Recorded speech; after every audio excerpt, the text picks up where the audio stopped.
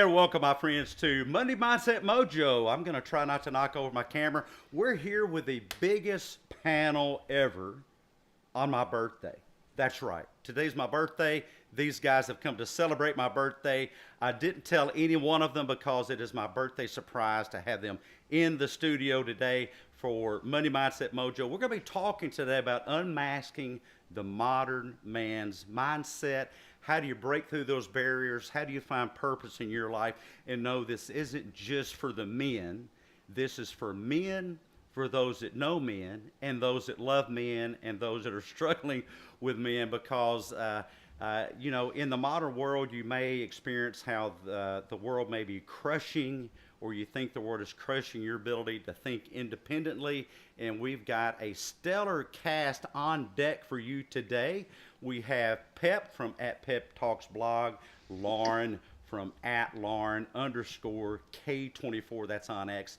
We have Jeremy at Next Level Psych. We have a wonderful friend of mine, also Josh from Innovators Think Tank, and then Bard from Bard Lit Pair. And we're going to be cycling through all the top level tips that you guys can use to help yourself if you're a man, and to help men if you know a man who is struggling. We're going to talk about the struggle with identity, how to break free from social conditioning. Why is it that self-leadership, self-authorship really is the ultimate power move?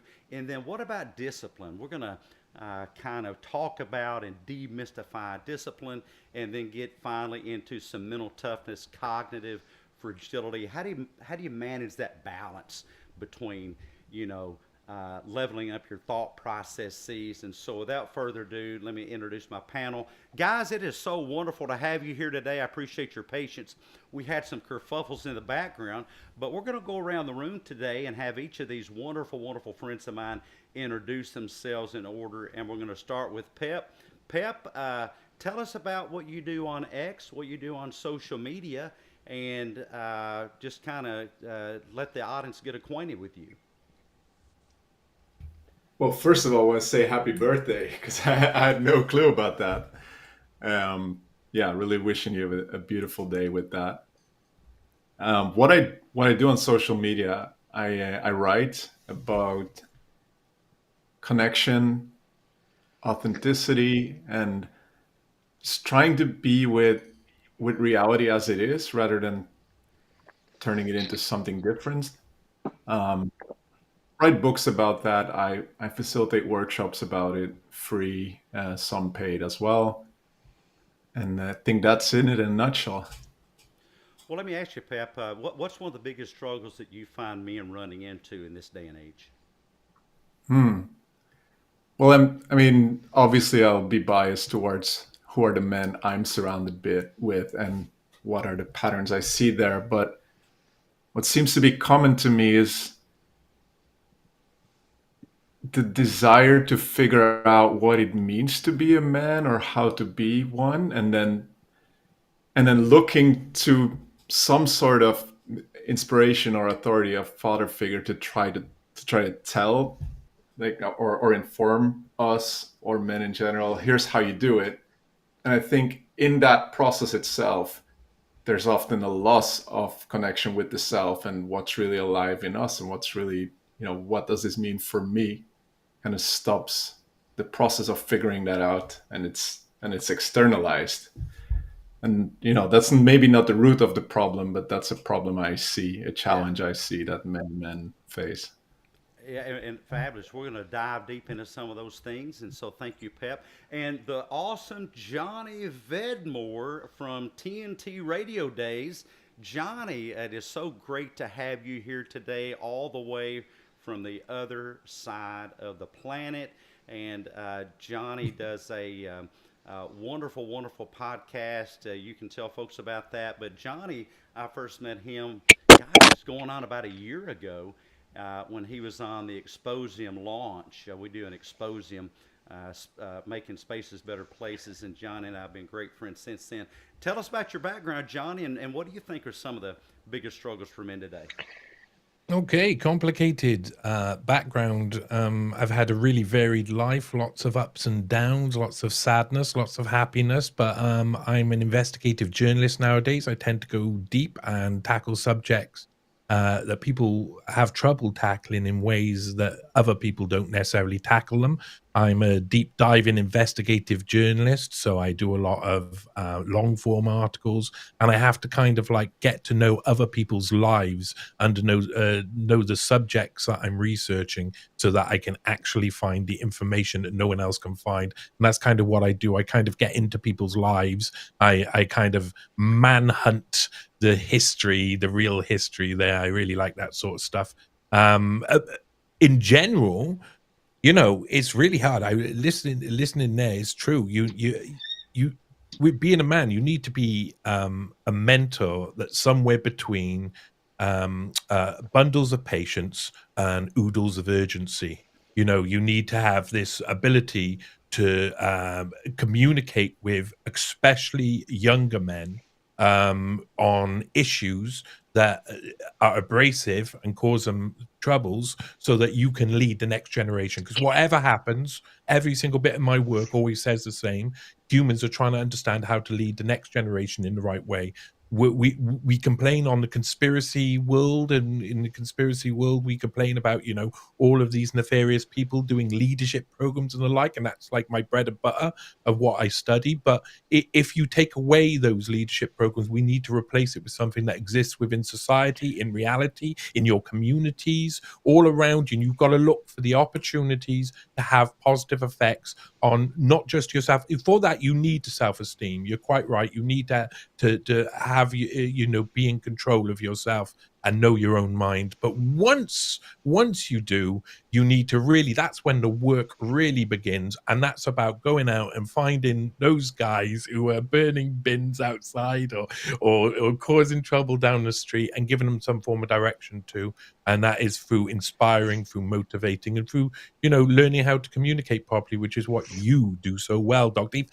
Very fishy thing you did there for a Pisces. I see it. Wrigley not telling me it was your birthday. I feel like I should have known those. So happy birthday nonetheless. Thank you so much. Thank you so much. And thank you, my good friend Sarah. And if you guys have comments, questions, thoughts, please do put those in the chat. We're here to answer those. And what a great time to do so.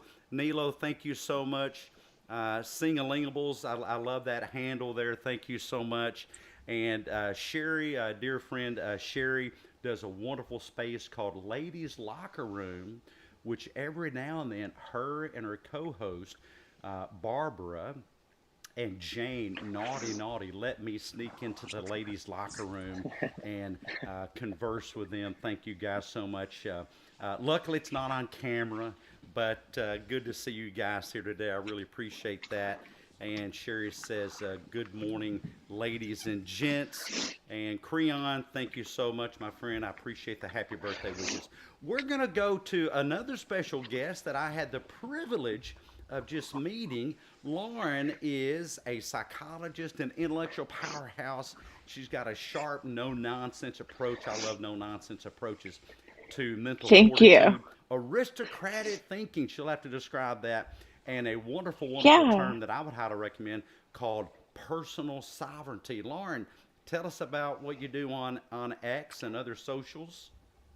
Well, on X, what I've been trying to do is to break down these barriers between men and women. And, there's a lot of barriers between men and women that kind of trip people up. And so I think that's sort of a stunted thing that we're seeing in the progressiveness of our culture. And, as far as personal sovereignty and aristocracy, I did the research and I found out that I'm aristocracy by blood. And so, like, research is where I have a lot of enthusiasm at. And, I'm born and bred in the South. I went to UGA. And so that's just really like my goal is to help people realize, like, yes, social media is a good tool, but it's not a tool that's necessarily productive because there's so many downsides to social media And so that's one thing that I really study heavily and have studied for a very, very long time.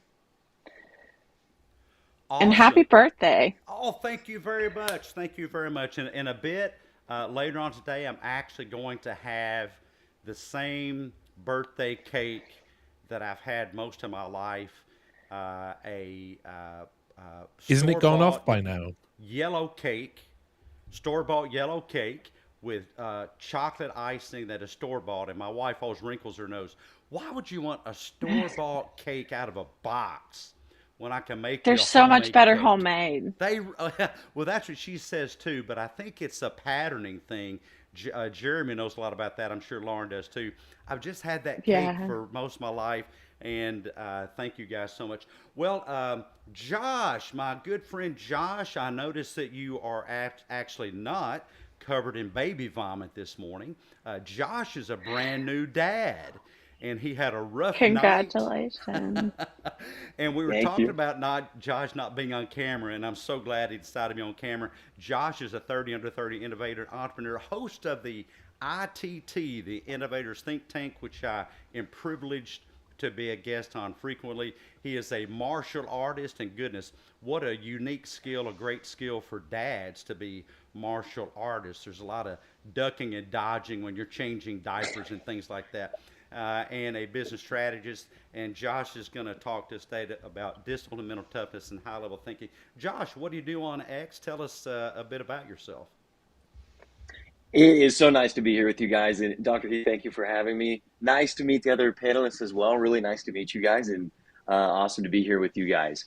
I host the Innovators Think Tank on X. For me, it's simple. It's each and every one of us are likely working on something that's really close to our heart that we want to see in the world. Some idea, some project, some business, some initiative, whatever it is. What I do is help people transform that idea to an impactful reality. So we host a show every week on X, and I do that outside of X as well. I'm really excited for the discussion today. I was not going to have a camera. I was like, hey, it's going to be 5 a.m. and I'm waking up from my baby shift. But I thought it made a lot of sense given mindset, Mojo. Let's talk about it. Let's talk about how at 6:30 in the morning we can cultivate great mindsets. For me, there's two things I'm really excited to talk about today from my lens. I think discipline and innovation are a piece of that. The first piece is getting stuck in a rut, and the second piece is dealing with stressful situations. So I'll leave it at that. I'll pass it off, and I look forward to talking more. Awesome. Thank you so much, Josh. I appreciate it. Bartlett Pear's coming next, a musical artist, a creative disruptor, and he is here to prove that art, mindset, and culture really are connected. And before he comes up, I want to say hi to one of my favorite people on X, Jackie Sue. Thank you so much. She is beginning to do some wonderful spaces. Creon, man, he's got my back. He's telling me that my audio is noticeably lower, so I've actually moved my condenser cardioid mic closer to my mouth. And you guys, you really need people in your life that can let you know how you're doing. That's one of the biggest mistakes that I see men make is they do not have a circle of people that can just say, hey, this is not going well. Bard, take it away. Tell us what you do on X, and then we'll move on to our good friend Jeremy.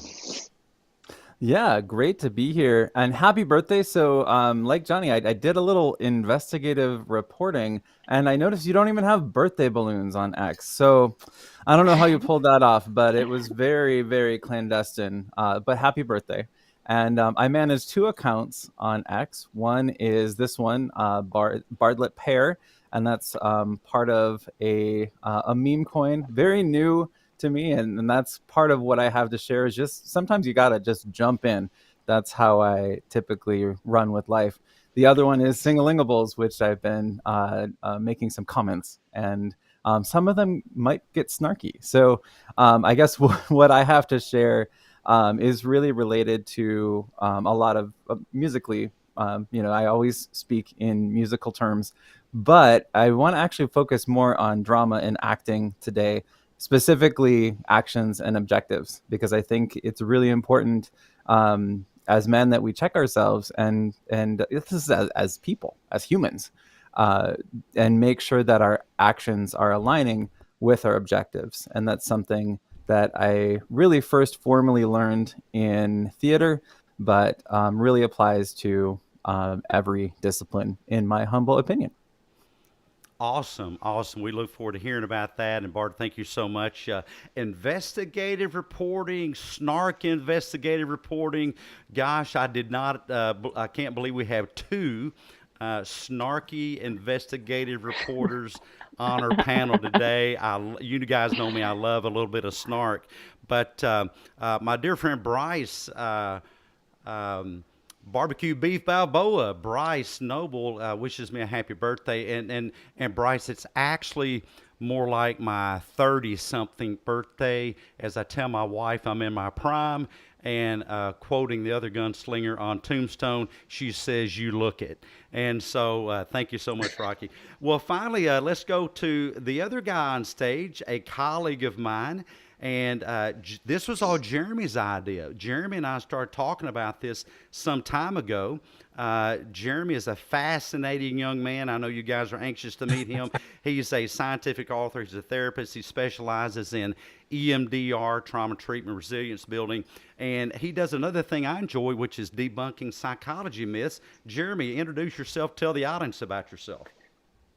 Hey, it's so good to be here, Dr. Heath, and to meet these other awesome panelists.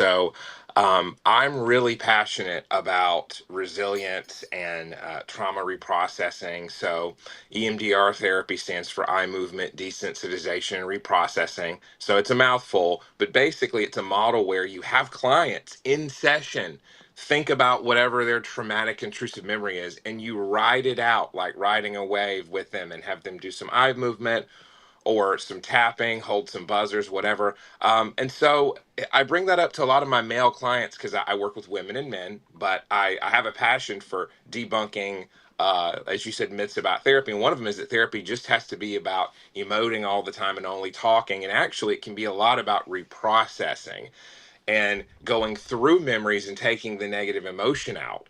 And so that kind of approach really appeals to men. And not to get too ahead, but I think a lot of the men's mental health crisis and loneliness comes down to not knowing that therapy can be about building resilience and skill. We need a lot of skill building. So that's what I love to do. I've done anger management and dialectical behavior therapy groups. Love doing that. I wrote an article about how EMDR functions like a mechanism of action that was published academically.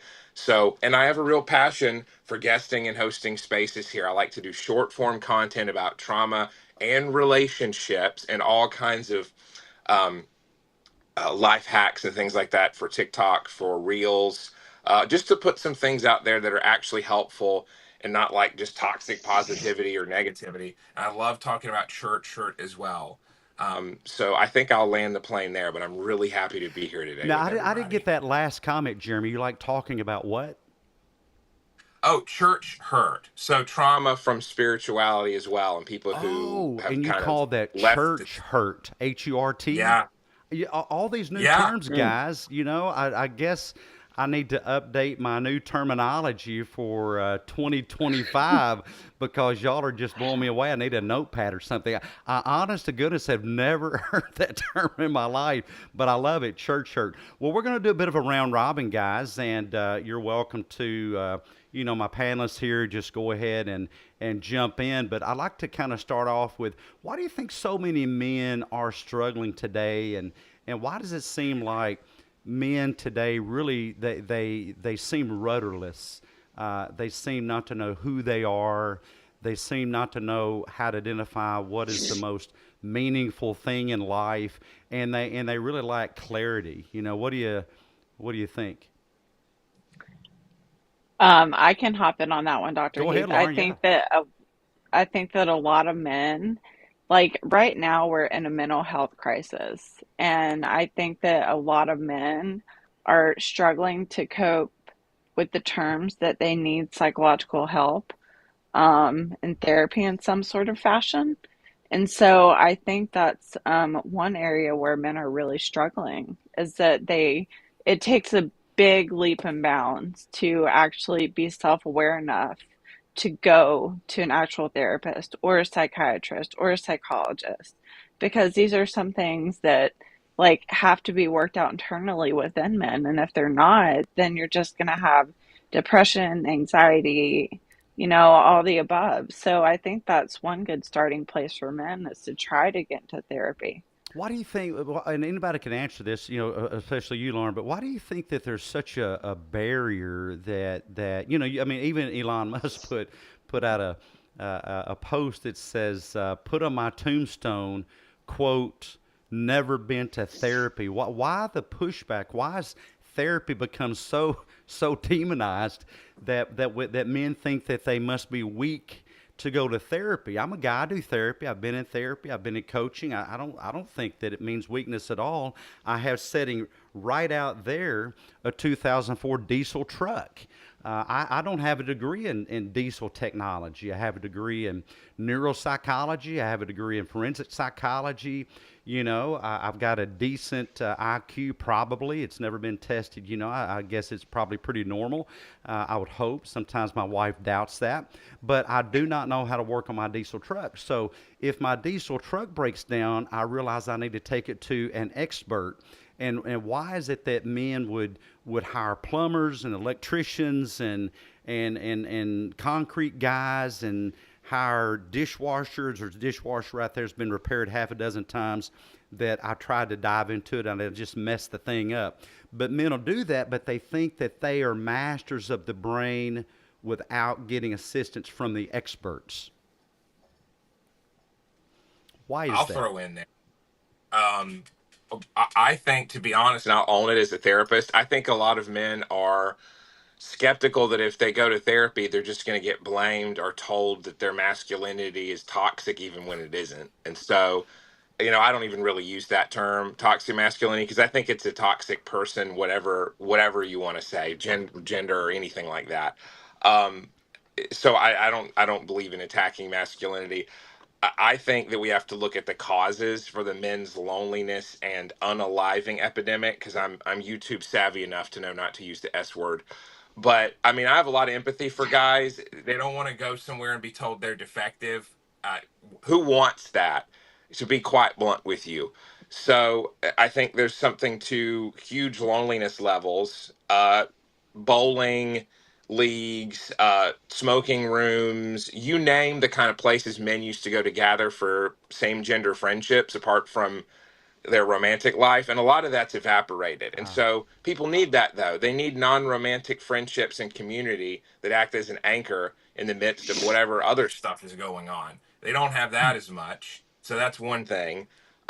Relationship troubles and the way people can behave online, and just kind of pass in the night, have bad communication, have bad dates, uh, and not be embedded in community, right? Divorce rate. There's so much going on with the way people have been atomized. They've been taken from community and they're just kind of functioning in this player versus player environment.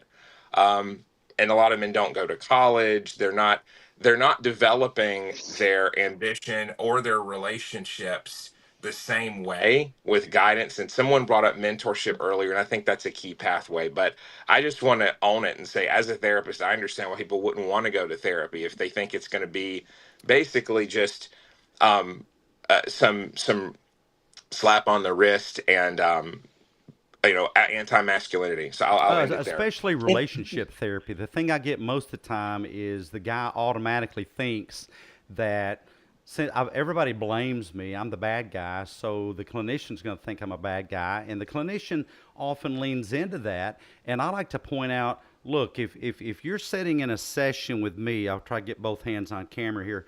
If you're sitting in a session with me, and there's this spouse and this spouse, and then there's me. So if there's you and your spouse and me in therapy, that equals four, because who's the patient? Spouse, me equals four. The patient is the relationship. I'm not for Yes. either one of you, because that's not how you presented. You came to fix the relationship. So that means nobody's the bad guy. And we live in a culture that somebody's always got to be the bad guy. Somebody spills the milk. The first thing that people look around in the family and try to decide is who spilled the milk, whose fault was it? Why's it got to be somebody's fault? Why can't it just be the milk has been spilled? We need to work together to clean up the freaking milk. There are cultures that do that. Our culture that most of you folks live in, that's not one of them. Waylon says he'll be the bad guy. Yes, Waylon the farmer has a great daily live stream. And Waylon, you're the bad guy for today. You're Monday's bad guy. And so everything that happens today, you guys write this down. Everything that happens today, tag Waylon. It is Waylon's fault. And so thank you so much, Waylon. I appreciate that. Well, let's see. Josh, you're a new dad, and you deal with a lot of I am, guys yeah. that are innovators. What do you think is men's problem this day and age? Well, I want to kind of go back to Jeremy and some of what's being said here. I think that's a big piece of it. People don't want to go into therapy and maybe be demonized or be told their masculinity is toxic. I think that there's a lot of truth to all that. I think a big piece of this also is that I don't know if people find therapy, and when they think about it, to be the most productive way to elevate or to overcome issues. And I think that we have voices on the stage right now that would disagree with that. It would talk about how beneficial it really is. But I don't know if not meaning to be too contentious, but I don't know if what's deterring people from going to therapy is, toxic masculinity or negativity around who they are. I think it's this idea of how productive is it for me to go to therapy? Can I get results? Is there really something to be had there more than just ruminating or talking about my feelings? And I think there's a lot of truth to the practices that are going down, at something like Dr. Heath's office or with Jeremy. But I think more and more folks need to understand the value in those conversations and having that done in a professional setting. So I think something that maybe we could conquer or tackle, or maybe somebody on the stage could talk to us about, is the productivity of being able to actually discuss this in a professional way and not a negative or defensive aspect when we're showing up to talk about the things that are challenging us in life. Well said, very well said.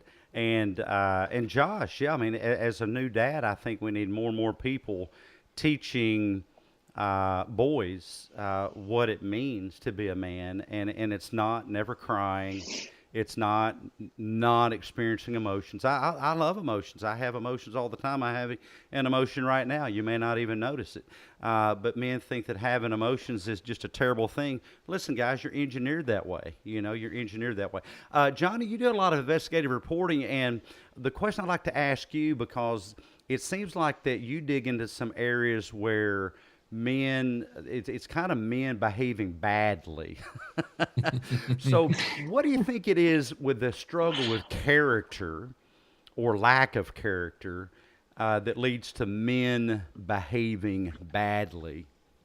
So it's layered. There's so layered. There's there is an agenda factor. There is an agenda. There has been an agenda. We all know it. We've all seen elements of it over the past decade, but it's been going on for a lot longer than that. It was important for the powers that be after World War II to create a society where they were in control.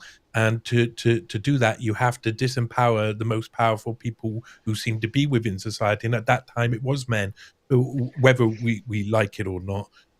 In the late 60s, what really was the main attack on men, this is very interesting, actually. I'm doing a lot of work on Gloria Steinem, her work as a feminist CIA agent.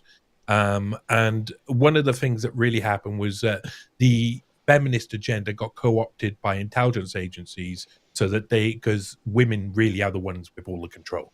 At home, women make 90% of the purchases or whatever. We can see all of the stats around that. They're really important. And so there was an attack on that. And that also meant that there was attack on masculinity from that moment onwards. Women and men should be very much linked together, and when they get together, they should be fighting the world together, and it got to the point where men and women became very divided. And that division within society is not only just been within the household, it's also been taught within schools, universities, and has become systematically implanted within the media, so that we're all at each other's throats. Because this isn't just about man and woman either. This is about the fact we're entering into the age of fifth generation warfare, war, where they're going to leave us so we don't know what's real or not anymore. And we see it happening around us. That's what social media looks like. So people don't really know how to communicate. The idea for me that I wouldn't be able to afford to go get counseling. I know that loads of people in America, we've got other agendas. I mean, the wages are decreasing constantly for people who live in various countries, so they can't even afford to do that, and they start to give up. They start to become insular. They start to separate themselves from other people. The best form of counseling is to communicate with everybody all the time. Just everybody. I communicate with absolutely everybody all the time. And I think that's the best way to get over all issues, all problems, including your own confidence, self-esteem, ego, everything, is to communicate with everybody you possibly can all of the time. But that starts somewhere. And that what we're talking about here is that moment where someone goes to a counselor to start talking about their trouble. We need to learn how to activate men to talk about, and women, to talk about everything all of the time, have conversations with people who they cross boundaries, who they don't feel like they have anything in common with, and they will learn and learn and learn and learn, and then it just doesn't stop. I lived years with severe anxiety, OCD, feeling in my fingers every time I felt nervous, all of these different symptoms. They put me on fluoxetine, clomipramine, mirtazapine. They tried to make it so that they kept me in a box, kept me away from everyone, and the real solution was none of that. Talking, communicating. So we need to teach men, and young men especially, just how to talk and how to just talk to everybody. Just break down boundaries. I love it. Breaking down boundaries, breaking down boundaries. And Lauren, from your experience, what's the way to do that? What have you found effective? One thing that I have found effective is social media. I was in the space early this morning listening to it, and somebody said, if I didn't have this platform, my back would be up against the wall talking to nobody. So, that really just goes to show that, like, these kind of outlets are, like, helpful in expressing our emotions, our intentions. Breaking down some barriers, and also just kind of communicating with males and females, and trying to break down that toxic feminism barrier, because so many women are labeled as feminists, and the majority, only 1/3 of the country, are actually feminists. um, you know, Loving each other as white brothers and sisters and whatever ethnicity you are. Um, and so, I've found a lot of good kinship on here. And while there are drawbacks to it, because it can become a very addictive thing, it's a very useful tool to have in our arsenal. And I think that, like he was saying, the toxic masculinity and toxic feminism, those are just two things that we really have to fight against. Like, we need to be self-aware, and we need to fight against those as establishments, because they're not going to get us anywhere in the world. Yeah, I think that, anything that separates you from other humans or demonizes other humans is really just bad for you. I mean, it's just bad for you. It results in a weak mindset. And so let's kind of segue into, based on what Lauren said, some maybe some strategies, the science behind what my dad used to call gumption and performance, and how we can actually synergize. One of my favorite words, I think it was probably from the early 90s, that you don't hear a lot anymore, at least I don't, is synergy, synergization, and how you can reach out to other men, you can reach out to women. I tell myself out loud about my wife, she is not my enemy.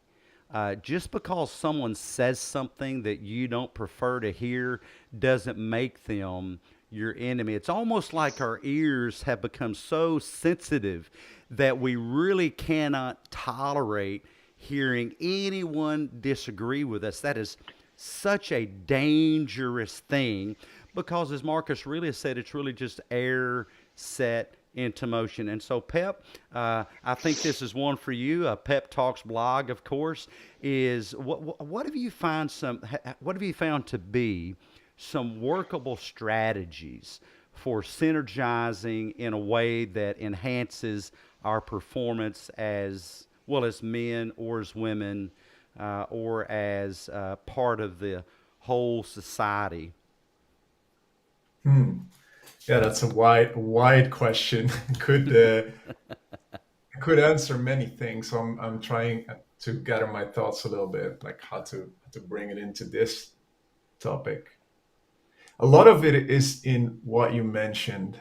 Yeah, just the concept of synergizing itself, where the fact that someone else has an experience or a perspective that can be completely opposite to us should already be a clue that we're missing some part of what's happening. Just that is possible in itself means there are more sides to it. And there's this defensive response of, well, then the other person must be wrong because I know what's going on here. But really what makes way more sense is becoming curious. Oh, how is it that from over there things look different? And if we collaborate at finding what's really happening here, we can all learn a little bit more. And I think the start of that is to do that same thing within yourself, to recognize, oh, there are parts of the experience that I might be missing here. So thinking back of like what's been talked about so far, there are certain what seem to be archetypal qualities of how people look at masculinity. I don't know if they're necessarily true, but let's say that commonly we associate them with. So it could be like leadership, strength, stability. Those are all things that are commonly mentioned. And so what happened in me before, and I see happen in a lot of people, not just men, is you look at those qualities and you aspire to embody them. And so when something opposite to that, or seemingly opposite or separated to that arises, we really want to avoid that, right? So we might want to avoid therapy because it's already exposing some sort of flaw in us. But that's also not really true, because to be a capable leader, the most capable leader would know when to have someone else lead because we're not able to do so. Or to provide stability, we must be stable with the chaos inside ourselves and to meet it and to accept that all these things happen. And to be confident, we need to boldly be open about the parts of us that feel inadequate, because if we shame them, then we're less confident. So in a lot of ways, it seems to be an illusion that all these things are separated, that people's perspectives are separated, or that you and I are separated in the dynamic we have. And to just commit, well, there is a connection, we don't see it, but can we commit to recognizing it? If we're in conflict now, what is it about this conflict that connects us? Because if we both didn't care, we wouldn't even be here in the first place having this interaction. And can we explore things from that part, from that place? I love it. Acceptance and commitment. Goodness, Jeremy Lauren kind of brings to mind, what's that guy's name? Stephen. Yeah, ACT, and acceptance and commitment therapy. That's a huge part of it. And I think a lot of men don't want to do that. They will, speaking of internal chaos, it depends on what you mean by chaos, but I would say that there's a large amount of chaos inside of all of us all day long, especially me. When I was getting ready for this panel, I thought I had plenty of time. Listen, there's never enough time. Time is your most valuable quality. And so I'm sitting here typing things out, trying to get screens ready and names right, and I'm getting Johnny's name on the screen, and the little window it goes in's not cooperating because there's a thing to size it left and right. And I think, well, I'm clicking there. Why is it not moving? And so in life, normal is abnormal. It really is. If things are going perfect in your life, you should pinch yourself and see if you're dreaming, because in my life, things hardly ever go perfectly, and there's always this internal chaos. But what I try to do is I realize that my chaos is on the inside. It's not out there with my family, with my wife, and I don't have to bring that internal chaos out here. I can safely sit here as I was earlier in my recliner in my living room. And Josh was joining the call. Ring, ring, ring, ring, ring. And it's, hey, Josh, I'll be with you in a minute. And I'm working on things. Then Lauren rang in. Ring, ring, ring, ring, ring. Hey, Lauren, I'm working on things. I'll be with you in a minute. And then here comes Pep and Bard and everybody else. Ring, ring, ring, ring, ring. Well, that's what therapy can teach us. And I'm not just promoting therapy. I'm really trying to de-demonize therapy, because there are actionable ways that people with the level of knowledge the folks on the screen have can help you manage your thoughts in a more effective way. Dr. Heath, Yeah, I want to just chime in. Yeah, go ahead, Josh. Dan, I would love to go right over to Dan here in a moment. Sorry for stepping on any toes. Just this to me is a huge moment in the discussion as to how maybe somebody could take a salient point, away. For example, and lots of really good content here, but this idea that we react to the world instead of respond, to me is really a compelling idea, because in a lot of situations, our reactions show us where we are emotionally. And if we allow those to dictate where we want to go, we start charging our environment with maybe things that we don't want it to be charged with. And so I notice personally, I have a reaction to something right away. I just had a reaction to your thought, or to, the delay of a timeline, or, my baby waking up. But if I let that dictate how I respond, now I start doing things that I think don't reflect the best of me, or reflect where I actually want to go. And so this ability to see where you are based off of what is happening, and really understand that with clarity, but then use that as information to act in the way that you actually want to head, I think is very productive, and allows you to not just, when I call you and Lauren's calling you, tell us, hey, everybody, get away from me, right? I don't have time for this. I got 100 things to do. Instead, you're able to center yourself a bit, and make sure that you're showing up in all the best ways for all of us, and for the listeners, and so on. So I think reacting versus responding is just something each and every one of us, even starting today, gauge your reaction, see where you are, and then figure out where you want to go, and use that to guide your next actions. Oh, beautifully said, beautifully said. And Josh just spurred another question I'll ask each of you. And audience, please do drop your questions and comments in the chat. We want to hear from you. I really appreciate Waylon the farmer being here in the chat. My dear friend Bryce Slinglingables mentioned Vygotsky. Vygotsky, my word, who knows about Vygotsky? Vygotsky is the theoretical father of my professor who trained me in neuropsychology, Elkanon Goldberg. Luria. So that'd be like great grandfather. So it's Vygotsky, Luria, Elkanon Goldberg, the guy that led my residency in neuropsychology. And so Vygotsky is like my great grandfather or something. Vygotsky talked about tool and symbol. We come to sculpt how we think about the world through tool and symbol, language and representation. So that's the power that words have, especially precisely as how you use them in your own mind, how you decide to think about things. And what do I decide to think about things in this moment? In that moment, sitting in that recliner, it's 6 minutes to showtime. And so my first thought is usually, as yours usually is, not the most accurate thought, not the most useful thought. It's usually going to be a catastrophic thought. And so what did I do? I said, hey, guys, be within a minute, talk amongst yourselves. And then my wonderful panel was talking amongst themselves, and I heard them say, there's an echo, echo, echo. Does anyone hear an echo, echo, echo? And I think, oh, well, let them have fun with that, and we'll fix it in a moment. And so one of the most useful things I've discovered out of my own therapy work is this, I guess it's like a $5 word, decatastrophization, decatastrophization.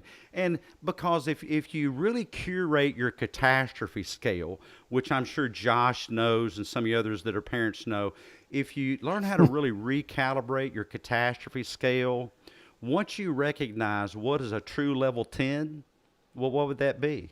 I play this little thought experiment trick on most people that hire me as their life coach, but I'll spill it with you. Once you decide what a level 10 is, and it's actually a level 10, many people think that their level 10 is a level 10, but by the time I get done with them, they say, no, that's not a level 10. And then it's really funny. They'll say, it's a level 5. Oh, okay. So this thing is 50% as bad as your level 10 tragedy. Is it really? Is it really? It's, well, maybe not. Maybe it's a 2. Or maybe it's a 0.2. You see, this thing that happened in setting up the show today wasn't a 2. It was a 0.002.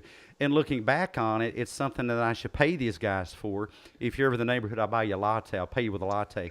Because I will use this story over and over and over again. So kind of beginning to wrap up here in a few minutes, and you guys do put your questions in the chat. What are some top mindset shifts in real life that have worked for you? Top mindset shifts, hacks that have worked for you. And Bard, you had something to say, so carry on with that and tell us yours. Well, yeah, I can actually dovetail right into that from what Josh was saying, with these actionable steps of reacting and versus responding and taking that time to respond. I think what I wanted to add, and, I happen to also manage the Singalingables account. So I was thinking of, Vygotsky and also Bandura, we've got this modeling that I think is so important to have a model, that's Bandura. And then Vygotsky is this zone of proximal development, having people around you, surrounding yourselves with people that are more expert than you. And that's a really important thing that we can do. And, therapy is one example, being able to have a trusted person that you can, get some of these techniques and strategies and protocols to be successful. So I wanted to just share actually a couple of those. I mentioned, I kind of teased at the beginning, a couple things to share. One, my wife and I were just coaching our daughter yesterday with this, this is borrowed from theater as well, a yes and approach to life, where you are really building a solution together collaboratively from a common ground. And I think, there's so many real world applications where if we adopt this yes and mentality, it instantly decatastrophizes because it just kind of takes that pressure out of the room. And, speaking musically, we have this ability through the arts and through theater, music, whatever the art is, painting, we're balancing this creation and dissipation of energy.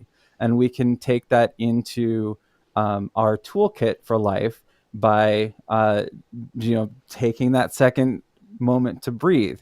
And by the way, it's not super helpful to just stare at somebody and say, breathe, that's actually really alarming. So, that's another piece, is we can mind our haptics and our kinesics and our proxemics, all those things. But the actions and objectives that I teased at the beginning here, I actually posted this little blurb on my profile, both profiles, called Defining My Why. And it's basically just a sentence frame. I'm a teacher, if you didn't know from the ed psych theory. I could never tell. I didn't think so. Yeah, I hide it so well. But there's a little frame that's just, we can all practice this. And this is something that I wrote for a vaping intervention curriculum, but it applies to everyday life. And it is, I will, and then you insert an action. What are you going to do? What's your verb? And then you say, to, what's my objective? What am I actually trying to get? Because, and your reason or the expected outcome. And that's where all of this wraps in together, because we can try some things, see if it actually met our objective, see if it was aligned with our objective, and then see what the results are. And then we can adjust. So I use this frame quite frequently to kind of check myself before I wreck myself. Check yourself. What an aphorism for the day. I'll have to remember that when I'm eating my chocolate birthday cake tonight. Check myself before I wreck myself. Wow, what a bard. What a bardful thing to say. And so what about the rest of you guys? Let's go to my dear friend Johnny. What's Johnny, you've been around a while, man. You're no offense, you're a handsome guy, but not a spring chicken, as I'm often reminded of. But Johnny, actually, we did an interview, and Johnny thought that I was younger than him, and I thought, oh boy, wow. Let's see, mate, should I check my wallet? So at any rate, yeah, Johnny, in your years of gaining wisdom, what's something that really works for you with mindset? Well, when you're talking about can never get it. Decastrify. I go to say decastration. And, that's a completely that's something altogether different. Yes, please don't get me that for my birthday. It's a framing. It's an idea of framing your life and understanding. When I have a similar feeling when I looked at my own life before I started doing what I did. This panic, this fear, this heartache. You're looking back at the things that hurt you throughout your life, and you're trying to make it into a story, but it's all scattered. And I had that same feeling when I started researching some of the most horrible people who do the most horrible actions in the world throughout history. And I realized what happens is that when I research someone who's terrible and awful, for 2 days, I'm really angry. I really let it all out. I'm just like, oh, this person is right. And then I kind of go into a place where I'm disconnected from it completely. I no longer have an emotional attachment to all of the horror. I'm able to view it all. And then I put everything down in chronological order into a story I can understand and other people can understand, a beginning, middle, and end. And then I'm able to rationalize all of the parts of that. I'm able to understand that this is a story, this is what the story looks like, and it isn't so scary. And I can now learn from the story. When I was at the beginning of that journey, all of these fears, all of these hopes, all of these traumas, they were all everywhere. They were scattered. You have to organize. You have to be able to tell yourself the story of your life sometimes. And that means sometimes you have to write it down in chronological order. That's really important. Chronological order, and tell yourself the story of your life. And if you can get to the point where you finish telling yourself the story of your life, you will be in tears, you will have changed your life, and you will have different direction, and you will have confidence, self-esteem, and all sorts. Because it is about that. It's understanding, it's framing, it's narrative, and you need to tell yourself the truth and behold what the truth looks like, and then you have nothing to fear afterwards. There is no truth hidden from you. So you just walk forward. I think that's the hard thing, Johnny, is my dear friend Sega Link on X. I really love the post he put up about how we chain ourselves. It's almost, admitting ourselves to the prison of our own minds, and we chain ourselves, and we really grow to love those chains. I find in my work that people really don't look favorably when you try to offer them the key to unlock the chains of their own thinking. It's like, how dare you? How dare you take my misconceptions away from me? And so, yeah, the being true with ourselves, tough thing to do. But I just got to add in, every single time I've looked at these terrible, menacingly powerful, awful people, and I think I know what the story will come out as the end is never the story I get. reality always tells its own story, and you learn from reality. You don't make up your own reality, otherwise you don't learn. You don't make up your I own have got reality. to Go ahead, Josh. I have got to add in, Johnny. I love what you're saying, what you're bringing into the discussion. This is exactly one of the things I wanted to touch on, and really excited to hear from Lauren, from Pep, from folks who are have more background and experience than even I do in this. But the story that you tell yourself is ultimately the reality that you live. So if you are creating a compound negative story about what's happening to you, what people think about you, what you think about yourself. Ultimately, you're telling yourself a lie. I think in a lot of situations, that's exactly what's happening. By the time we start realizing that we're telling ourselves a story about our life, somebody's already written the back of the book. We already have this preconception of what it looks like for us, what we might be good at, where we might be accepted, where we might not, and that shapes a lot of our thinking and what we tell ourselves. I mean, all of us are going to walk away from this call right here and tell ourselves a story, how it went, how we did, how whatever that might be.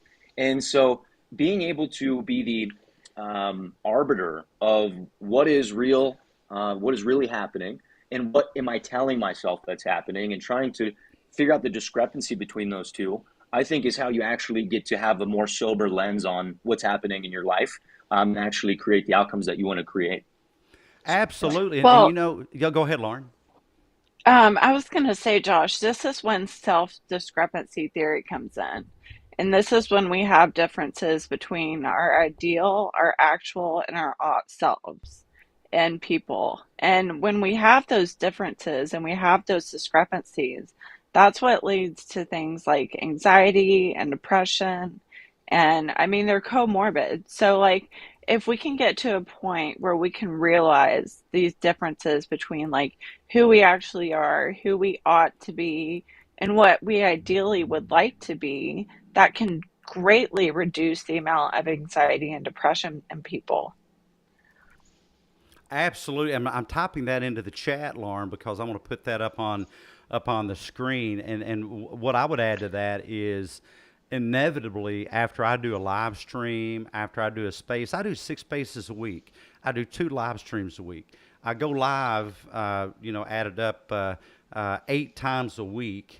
Josh goes live and does spaces for hours and hours. I'll talk on Josh's space, and then I'll go in and put in a full day's work, and I look up and Josh is still doing his space, and he's a pro at it. I've rarely seen anybody better, unless it would be Johnny, at managing a speaker and doing interviews with people. These 2 guys are just at the top of their game, and they're just fabulous. And I don't think I can compete with that. Truly, I mean, I'm not making this stuff up. I will always see my own deficiencies and inefficiencies in much more of a glaring way than you guys have. And so let me see if you notice this. And this is going to be kind of weird, so hang on to your hats, or in this case, your noses, because what I got for my birthday was a big pimple on my nose right there. Right there it is. And I thought, oh my goodness, I can't go on camera with a pimple on the tip of my nose. For heaven's sakes, what will everybody think? Well, I would guess that you guys, we have a little over 300 people here listening, didn't notice it until I pointed it out. And now that I pointed it out, you probably still don't notice it. And so realize that your own deficiencies are noticed usually just by you. Now, that's not a bad thing. Josh put his glasses on. Look, yeah, see it there, Johnny. I'll stick it up there in the camera for you. We all got them. Yeah, I'm a nosy guy, so maybe that's the case. So it's like Lauren said, it is that self-discrepancy theory and self-discrepancy knowledge, but moreover, how you decide to think of it. Why are these self-discrepancies a barrier to you? They don't have to be. They're just information. They're just information. When someone else looks at you and points out a self-discrepancy, it's just information. What if someone said to you 2 + 2 is 37? Oh my goodness, I can no longer balance my checkbook. For heaven's sakes, Johnny has told me that 2 + 2 is 37. Well, it's just information. I don't have to accept the information. I can check. I can verify the information, you know. So wonderful, wonderfully said, Lauren. Thank you so much. And I want to hop down Of to course. Jeremy. Yeah, go ahead, Lauren. You had a follow up. Oh no, I was just saying, of course. Well, let's go to Jeremy, who's the other psych expert, next level psych on X. You know, Jeremy is experimenting with his username. It was Guy Psych, and then you had another one, and now it's next level psych, NLP. And oh my I goodness, where have I know. I heard like that that. before? Yeah. NLP. Hey, hey, And hey. now, Neuro linguistic programming. Jeremy, go ahead. Oh, I just really like what Lauren was talking about there, and you. I love actually this whole thread. I mean, when now have we ever had more? Okay, when besides now have we ever had more of an opportunity to notice our flaws? I mean, you put something out there and enough people notice one negative thing and it compiles, and yeah, it's just incoming data, but it feels like you can vote on reality. Like if enough people have a bad take on you and bully you, it's like that's really painful for a lot of people, and Yeah. especially teen girls and teen guys, and so they opt out of exploring and creating an authentic self because to be honest it's very stressful to deal with the pushback that they could get from their friends. Yeah, like bullying in person, not great, right? But from mass amounts of people online, maybe thousands, and some including adults. Ugh. So I don't think we bubble wrap the world, but I do think that we arm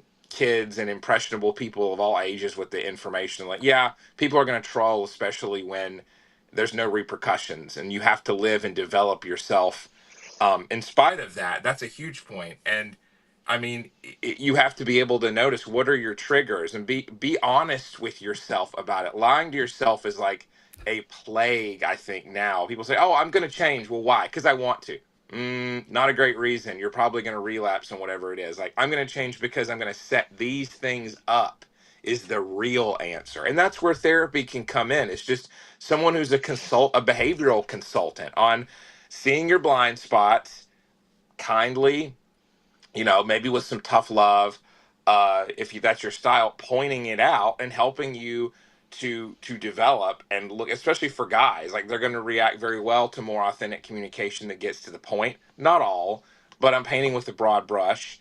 And I think looking at, like, we have an anxiety epidemic, like, and I don't want to sound like a boomer, like, oh, get over it, rub some dirt in it. But when you have anxiety, don't let it be your identity. And on top of that, tell yourself, okay, I'm getting signals that this is a little bit of a threatening environment. What if I say I'm excited? How can I equip myself to handle what I'm dealing with right now rather than say, oh, that's my anxiety. I'm an anxious person. I can't do this. No, that's not the answer. Avoidance is not a good answer. Yeah, and you know the thing that comes to my mind, Jeremy, we're about to wrap up here, guys. So if you have questions, do put those in the chat. And I want to thank you guys for listening in. We're here every Monday for Monday Mindset Mojo, 7 a.m. EPT. That is Elvis Presley time because I'm near Memphis, Tennessee. So 7 a.m. Memphis, Chicago time, EPT, Elvis Presley time. But with a new panel of guests and some returning. So let me just give a shout out to you guys. Thank you for being here. And if you ever have a spare Monday morning, send me a DM. You're always welcome back on the panel, and I'll be glad to make a little picture frame and put you in that portrait. It's just such a pleasure to have you there. And so, what Jeremy said there is just, I think, so enlightening. But just remember that how you react has a lot to do with what you bring to the party. And so I get a lot of trolls. I'm sure Johnny gets a lot of trolls. I can't imagine Josh getting a lot of trolls. He's such a nice guy, but I get a lot of. I was in a bit of a debate yesterday, and again, it doesn't matter what is said. It matters how I choose to hear what is said, and that is always the power that you have. So in wrapping up, guys, let's kind of go around the space and just give our listeners, our wonderful listeners, which we have, I think, nearly 350 people listening now, something to take through the week with them that might be uplifting. What do you think? Anybody can jump in first. If you've got a great aphorism, a catchy saying, some type of mental boost, go ahead and lay it on us. Ladies first. It's got to be. Oh, thank you. You guys, thank you for tuning in and listening, and thank you for having me, Dr. Heath and Josh and Bird and Jeremy and all of you guys and Pep and Johnny. It's just been great, and I would love to do more spaces about social media and our culture and narcissism. And so, if you guys are interested, just shoot Dr. Heath a message. Um, but I think one thing going into this week is just to make the most of what you have and be very grateful, and don't let social media people bully you. You're a strong person, you have a good mindset, you've got a great group of people to rely on. And yeah, just like take the bad things with a grain of salt, because there's always an upside to that. So just go through with as much positivity as you can and make the most of your situations. Beautifully, beautifully said. Thank you so much, Lauren. I appreciate that. Who's next? I can happily say that listen, the more that the people around who are in control, who are in charge of social media and the like, the more division they throw at you, the more they try and divide us, the more they try and separate us up, the more effort we have to put in to come together. And I mean that not in a kind of hippy dippy way. I mean that go out and do a couple of things that will help to unite the people that are most important to you, the more those people try and divide. So if you feel like you're being divided, if you feel like you're looking at all of the news coming out with Trump and Zelensky having arguments and all of this sort of stuff, and everybody screaming at each other about Epstein files and whatnot, just remember all of these arguments in the grand scheme of things will be relatively meaningless. What is meaningful are the people that are around you and the effect you can change, the things you can do. So go out every time you feel like someone's divided you, go out and be nice to someone. Actually go out and do an extra little bit of something to make sure that division has only sown more unity. Wow, that is amazing. What a wonderful tip. Yeah, go out there and sow some kindness. It really will change your own mindset. All right, guys, we got 4 left to go. Who's next? I Josh, can Bart, Jeremy, chime in. Pep. Pep, go ahead. Yeah, well, first of all, I just want to thank everyone. It's really, really amazing that you're dedicating an hour of your time to just listen to each of these people who are here today and who I enjoyed listening to as well. And one thing that I love to offer going into the week and linking it to topics that were discussed here today, whether it's catastrophizing, social media, any kind of worries, is just seeing if you can stay with what's real. To say, oh, I notice I'm catastrophizing here, or I'm strongly reacting to something. What's real here? What did I factually witness firsthand? And then how did I relate to it? What happened in me in response to it? And everything else, it may or may not be true, but that's not so relevant in that moment. And what happens if you can just be with that? Beautiful, beautiful.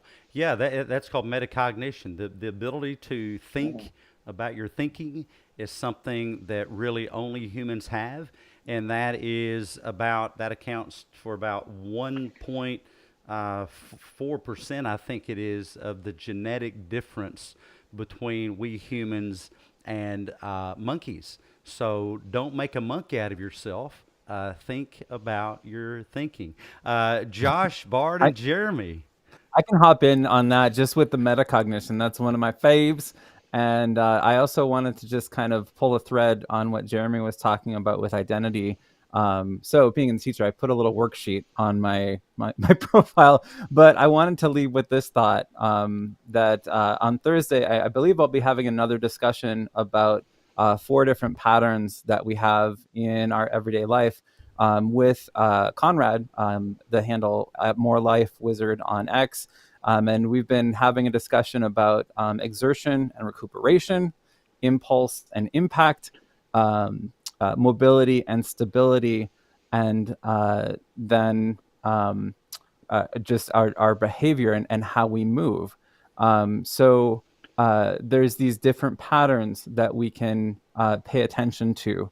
If we need to exert, the next step's going to be recuperate. We kind of know that. If we're feeling very impulsive, the next step at some point is going to be impactfulness. If we feel stuck somewhere, the next step's going to be mobility. So it's knowing that the next thing is coming, and whatever movement or pattern you're in, then you can give yourself some grace. That's kind of the flow of that. Yes, Conrad, I'm so excited to continue that discussion.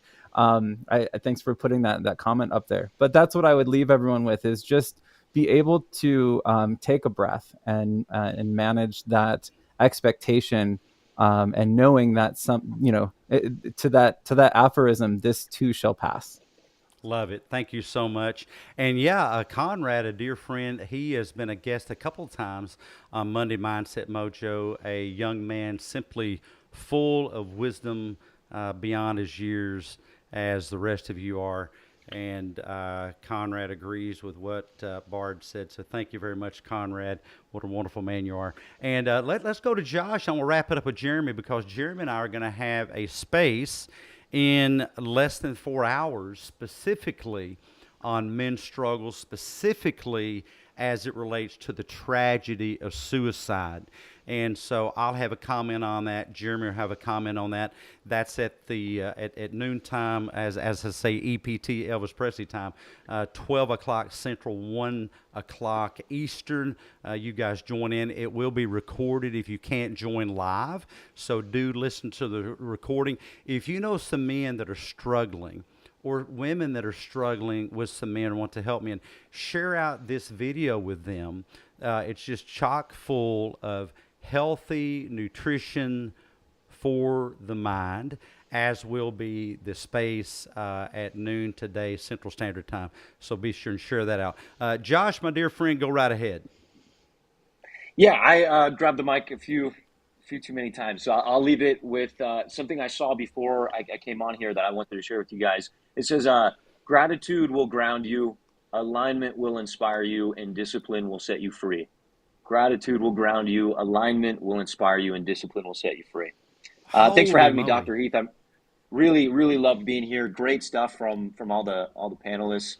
Thank you guys for including me on this. This was great. You know, Josh has one of the greatest voices, I believe, on X. I could only dream that my voice was as smooth and considered as Josh's. And he's only 2 or 3 years younger than me, believe it. No, I'm just joking. He's quite a few years younger than me. I am in my prime, as I say. Jeremy, wrap it up for us and give us a kind of a call to action for our space this afternoon. Yeah, so I want everyone to take the information today and make the best of it. I know it can be overwhelming to make life change, but just a step at a time towards something positive. That's how we make change, after all.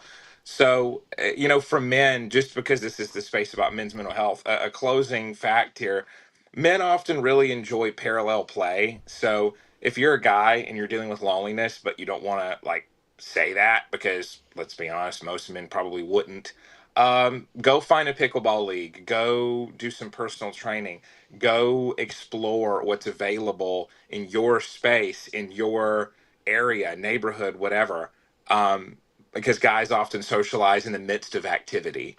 So and some closing thoughts. So come today to our space to hear more. Dr. Heath and I, it's 1 p.m. my time Eastern, 12 noon Central, and then it's going to be 3 hours behind that, for 3 hours behind Eastern time for Pacific. So all the math aside, we're going to talk more about what men can do to improve their mental health. How people who love them can maybe know some facts, and how to get them some actual help And just on this for the generalized side, I mean, I love what everyone was saying. When you're thinking of what you want in life, for everything you think you don't want, be specific about a positively phrased goal. Get in the habit of really putting out there and formulating what you want. And don't allow yourself to be gamified and only put into a box on apps of, swiping. Go explore and make real relationships, even if you start those online, and that's like trying to live off of junk food all the time versus going out and really getting some good nutrition. Beautifully said, beautifully said. And yeah, please do come today. It is certainly an epidemic. Jeremy will share some statistics with you guys, and one thing I like to point out really, really quick is the actual deadly thing or the lethal thing when it comes to suicide are not the knives and the guns and the ropes and the drugs. It's your own thought processes. People tend to work themselves up to suicide as they work themselves up to many things. Speaking in public, going for a new job, proposing or whatever, engaging in a relationship or whatever. People work their way up to suicide. So if you're having dangerous thoughts, pick 3 people and share this with them. Have an honest conversation. Silence really is deadly. Sweeping it under the table is deadly. Talk about these things out loud. You may just save somebody's life, and the life you save may be your own. So I want to thank you guys for being here. I really, really appreciate it. You're such wonderful speakers. Such a blessing to have you on this Monday Mindset Mojo. You're all welcome back. And Bart is saying that like butter, hey, my favorite butter is actually not butter. It is Brummel and Brown, who, if you guys want to have an affiliate agreement for Money Mindset Mojo, just reach out because I use your product every day. Yeah, it's Brummel and Brown yogurt spread. So Well played. Good for your heart, but I think that's not the kind of butter that Bard was talking about. He was talking about the smoothness of Josh's speech that I don't have, but Johnny does, though. Johnny, you told me one time that you had a problem, I think, stuttering, and I thought, whoa, what?